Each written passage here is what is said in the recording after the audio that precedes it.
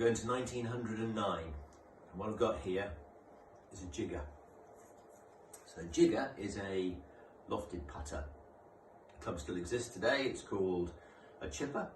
Quite a few manufacturers have them in their lineup, and its concept was that you could play a shot where you could be a little bit further back from the putter, but it had a little bit of loft, so it could go over some rough terrain itself.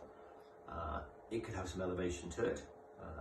The rules itself had, or still allowed, for stymies. So stymies could be in a position where between you and the hole your opponent's golf ball sat.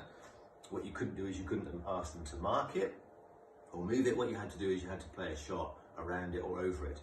So a jigger gave you that little bit of loft to go over your opponent's ball and run down to the hole. I know it sounds bizarre from the modern rules, but stymies existed up into the late 1930s.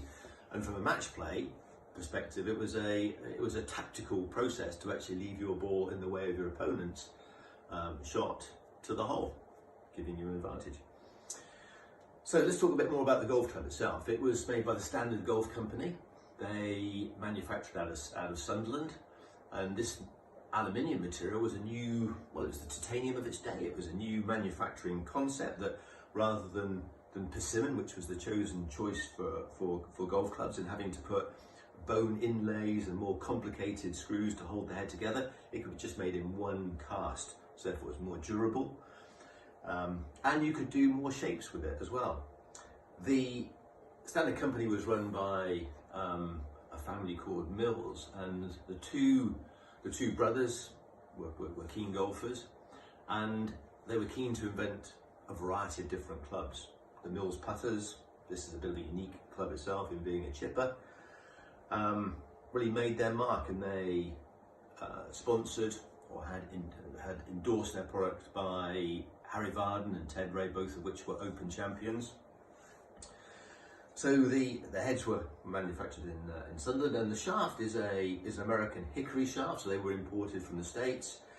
It's pinned itself at the bottom here. You can see the two marks there which hold the shaft into the head. It's got a sheepskin grip. These clubs would all have been custom fitted for a specific customer. They were all made by club makers. This has got a beefed up grip itself. It's probably the original grip as well at the same time, so it's a very chunky grip as you hold on to it. And yeah, quite a unique item itself from over 110 years ago.